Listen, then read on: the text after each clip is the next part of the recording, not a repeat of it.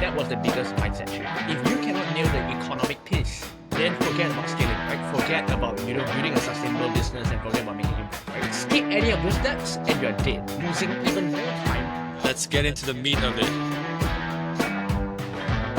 Hi, Gabriel. Hey, Ollie. Good to Thanks be for here. joining us. It's really nice to have you here on the brand new Climate Hero podcast. Just to introduce you first to the listeners, Gabriel has a very experienced background, very impressive. He is from Singapore, built his own company, Sales Whale, that was part of Y Combinator, was later acquired by 6 Sense, where he stayed on, and then founded Blue Whale Energy, where he's at right now. Maybe first question I'd like to ask you a bit on your journey. So you built Sales Whale, you scaled it, sold it, and then pivoted to climate tech. What was the most important shift in your mindset going from software as a service to hardware business?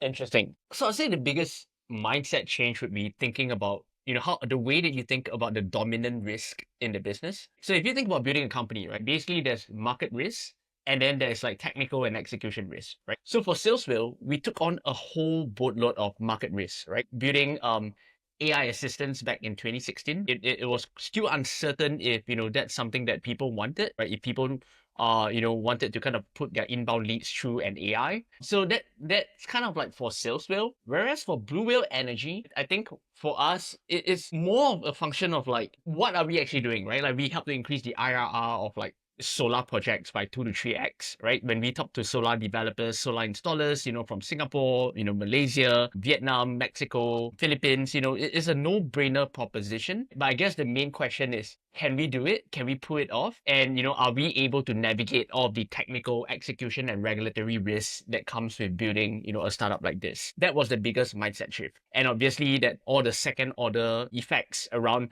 how do you sequence your business? How do you retire specific risks at each milestone? That plays a part in thinking about your business as well. Thank you for sharing that. And so after, you sold your previous company, what realization got you to focus on climate and energy as your next step?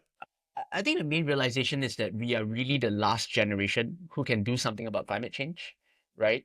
And when I was reading through all the IPCC reports, it was really, really sobering, right? And I think that's kind of like the intrinsic motivation. But I guess the turning point for me, like when I realized that I wanted to do something like this, probably would be, around 2 years after the acquisition. We were like, we built a new AI product, in the company that acquired us. We're doing like $9 to $10 million, in annual revenue. And basically I was just like, sitting in this like 5-star hotel lounge in Frisco, Texas, at a customer event, I was basically doing like a customer roundtable. And basically we were just talking about like administration, configuration, setting up Salesforce workflow rules, on how do you clean up this data before you pipe them into, our B2B software. And halfway through, I found myself like zoning out.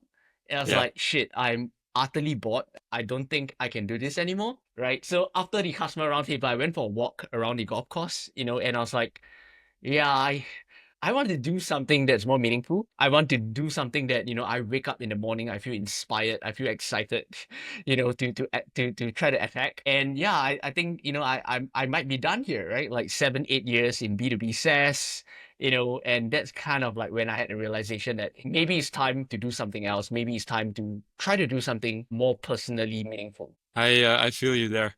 The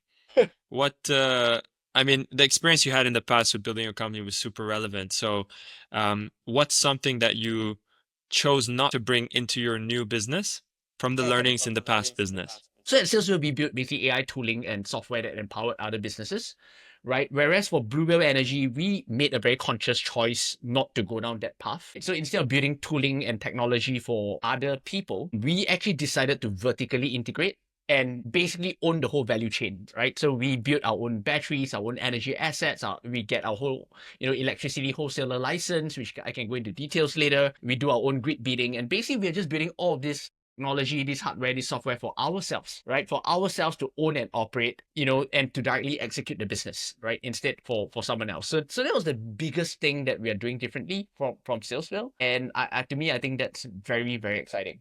Cool. Before we get into the technicalities, I think the listeners will be very curious about what you're doing, how it works at the core. But before we get into that, you spent some time working at 6sense, and you touched on it briefly before about walking around the golf course. What did that experience working in a bigger company teach you about yourself as an entrepreneur? Yeah, like I think the biggest lesson is that like I enjoy building, and if anything gets in between the way of me and building, like I become very unhappy. No, but I kid, right? Like there are pros and cons with joining, a large company. Obviously, it was, for the first time ever, I had the chance to kind of run, large projects, like spanning hundreds of people, right? Like so that was interesting. But at the same time, like larger companies, I mean, obviously by virtue of the fact that they are larger, they have more compliance gates that you have to jump through, right? There's more consensus building, there's more time, kind of like doing meetings about the meetings rather than actually doing the work, right? So, I wouldn't say that it was a bad experience, being a part of a larger company is definitely a different kind of experience for me. But, now that I'm kind of like back to, running a startup, we are 5 people right now, we're moving super fast. Yeah, I would say that that's the part that I probably missed the most when I was, part of a larger organization. Very fair. Now, let's get into the meat of it, the tech, the mission. I'm very curious also to hear it from you. And also, I saw some people walking around there in the background, so I think you're in the thick of it. So, what are the core problems Blue Whale Energy is solving within the energy transition or outside? And what is the link to rooftops? Yeah. So I think maybe I can start off by just sharing what Blue Whale Energy does first, right? And Please. then I can go into, why are we doing it, what's the mission, what's the core insight, right? So essentially what we are doing is that we are a hardware company. We build our own small modular 2 kWh sodium ion battery packs, right? Each battery pack is around the size of a small briefcase. I have one right here. You can take a look at it. So that's kind of how it looks like. So it's meant to go underneath, a solar panel. So I can kind of show you around our site as well. So, this is one of our customer sites that we are running our deployments on. So you look at the array of solar panels. Underneath each solar panel, you see like a small white box, which is exactly the battery packs that you see, you saw earlier, right? So basically, you slot one of these 2 kWh sodium ion batteries underneath a solar panel, you turn it into a dispatchable asset, right? So what we do is that we manufacture these battery packs, we give them away for free to commercial and industrial customers, right? So no CAPEX, no cost for them. And we aggregate these batteries and we beat the capacities, the flexibilities of this battery into wholesale energy markets. So in Singapore, we actually got conditional approval for our market participant license. We are getting our electricity wholesaler license right now. So whatever money that we make by providing like grid ancillary services like demand response, contingency reserves, frequency regulation, maybe sometimes energy arbitrage, peak shaving, we split a portion of that with our host building customers, our CNI customers. What we're trying to do is really to make energy storage, dead simple to adopt, right? And we can go into details. I can talk like for many, many hours about this, about why it's so complex to deploy energy storage today, right? And the whole vision is that we want to displace fossil fuel peaker plants, right? And to help, basically solve solar intermittency and help with demand side management so that we can all, use less fossil fuel, 100% renewable grid. Now, I would like to split the opportunity into two pieces. So we have a commercial opportunity and we have an opportunity for the environment, right? So how is your solution, let's say, economically, and how is it relevant for the environment? Yeah, that's a really good point that you bring about, because like, for most climate solutions, if you cannot nail the economic piece, then forget about scaling, right? Forget about, building a sustainable business and forget about making impact, right? So for us, the economic piece is very straightforward. Our pitch to building owners, our pitch to solar installers and developers is that we increase the IRR, internal rate of return, of your rooftop solar projects by 2 to 3 times. And that's insane. That's the exact reaction that we get in every meeting that we go into. So it's a no-brainer proposition, and that's essentially, what we do, how we make money, how we generate value, economic value for both ourselves and our customers. So there's the economic piece, right? And basically the kind of environment piece is really think of us as, doing our part, to get us to 100% renewable grid.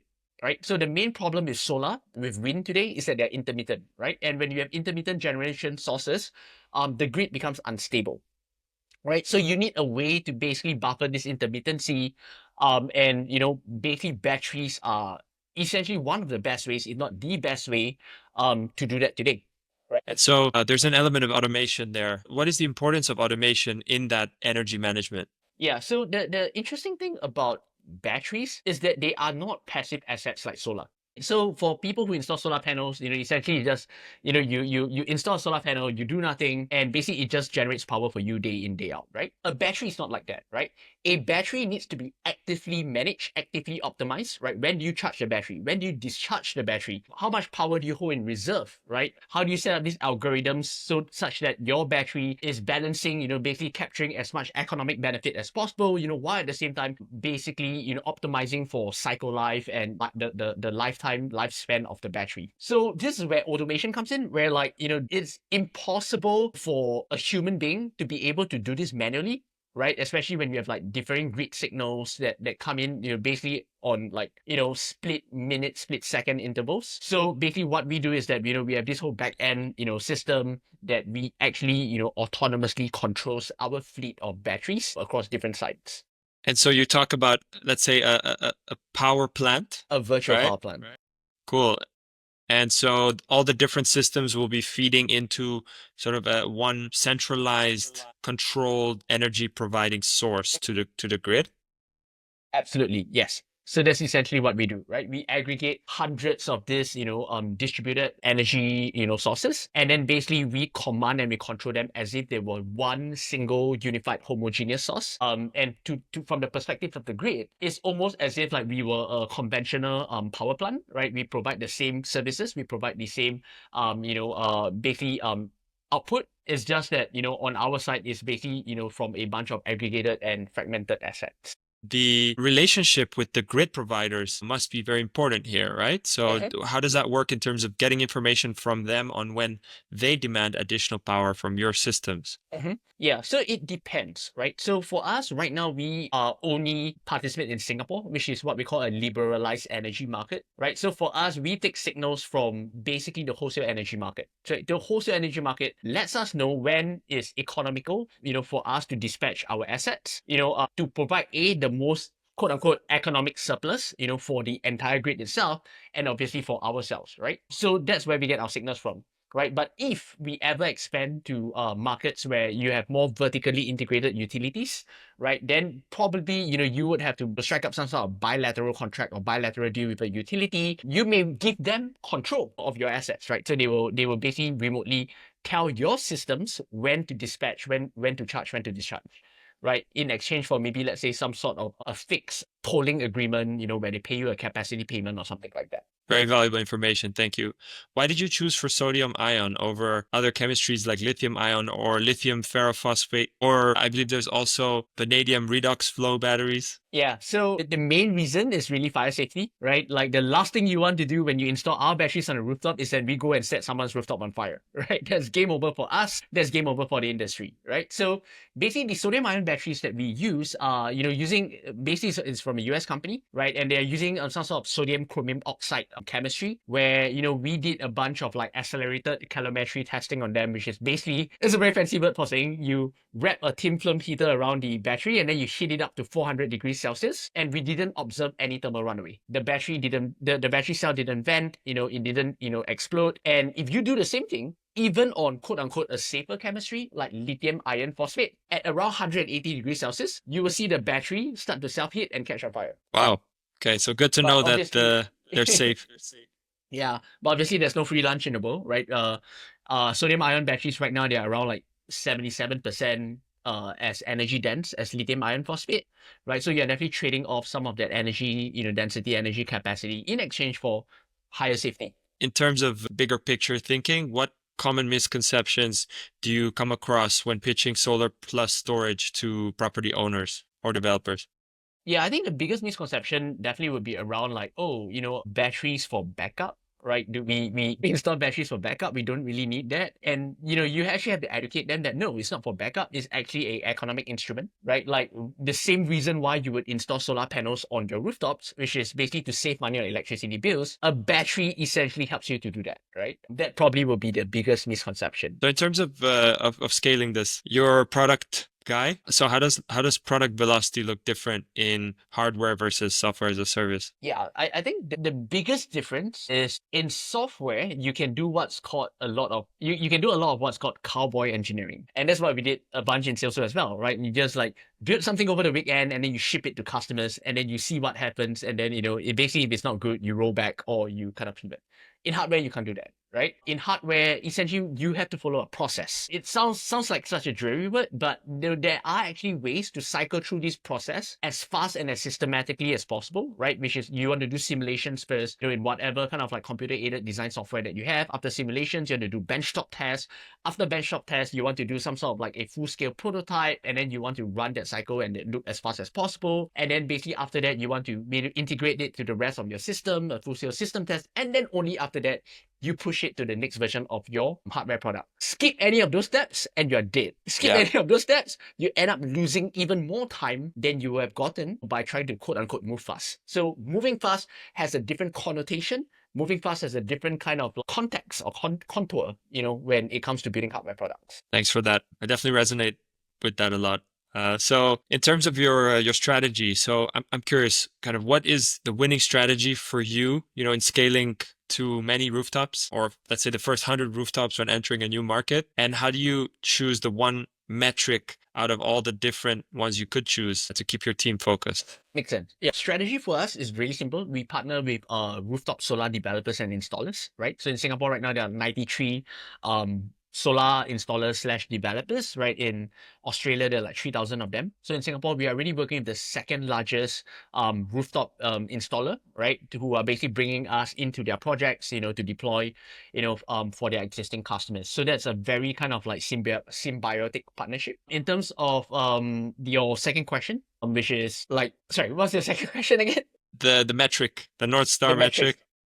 Yeah, so the North Star metric basically is I refer you to the top of the podcast where I said about the dominant risk in the business, right? That changes, that evolves over time. So basically, whatever metric that moves the needle for whatever dominant risk that you have in the business right now, you fully focus on that.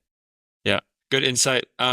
So how do you know I mean, you love building things. How did you personally know when your idea was worth committing your next decade to? I think the truth is like when you cannot shake the idea, I really, really didn't want to start a hardware company. Probably spent like 8 months, right? Like before I left the Sixth Sense. And every few weeks I'll come back to it. Like, do I really want to start another company again? Do I really want to start a hardware company? But it just keeps coming back to you, right? It's something that you cannot shake. And when that happens, you know that you just got to do it. Else it's like this itch that you never scratch, right? So yeah, that's kind of where I knew that I had to give it a shot. And if you could go back to your day one at Sales Whale, I mean, there's probably quite a few first-time founders listening here, and you could hand yourself one blunt piece of advice. What would it be? So many. I think the biggest one probably would be to keep the team lean, right? Keep the team small. Keep the team lean. Hire. Try not to hire at all until it becomes excruciatingly painful. And in exchange, right, you pay your team, you pay the smaller team better, right? They are more motivated. They get to work on larger parts, larger pieces of the business, right? You have less coordination overhead, you have less politics, right? You have less burn, and you move faster, paradoxically speaking. So I think that is probably a lesson that most first-time founders would hear, and they were like, yeah, sounds good, and they probably will not follow until, they realize that shit, we may have overhired, and that's where it becomes very painful to kind of, undo that. I think it's hard for first-time founders to judge what excruciating pain means to the extent, of that you're talking about when not hiring, but that's really good advice. So looking ahead, what intersection of AI, hardware, and energy are you most excited about right now? What we're working on. Like, I know that sounds like such a canned response, and I apologize, but yeah, like I think that what we're working on is incredibly exciting. Like hardware, AI, energy, right? Making a difference in the real world, physical world. Yeah, that's fun. I can definitely second that. I was looking a lot into, different types of energy production and looking for what's really the next thing. And I do really believe that energy storage is the next frontier that will scale in the way that solar has now managed to scale. So I'm very excited for you and for the market. Yeah. Where can people find more about Blue Whale Energy and your work? Yeah, just follow me or follow us on LinkedIn, right? Like LinkedIn / Blue Whale Energy, or search for my profile, Gabriel Lim. Yeah, I think that would be the best place. Awesome. And what is the impact? Second to last question. What's the impact you really want to create in the world? Yeah, I think honestly, within our lifetimes, move to 100% renewable grid, for all the countries that we operate in. I love that. Maybe to close off with a bit of a fun question. What's up with all the whales and penguins? I don't know, like I just never really grew up, right? I just never really emotionally mature past my 14-year-old avatar. I love that. Of course, the whales referring to the business names and the penguin referring to your LinkedIn profile URL. Yeah. So yeah, I just want to thank you for taking the time to speak with me and to speak to our listeners and to give a good kickstart to this Climate Hero podcast, which we hope will slowly take over the world and leave a good impact. Awesome. Yeah, thanks for having me on, and really love the work that you guys are doing at Climate Hero Club. It's very much needed. Thank you, Gabriel. Really appreciate it.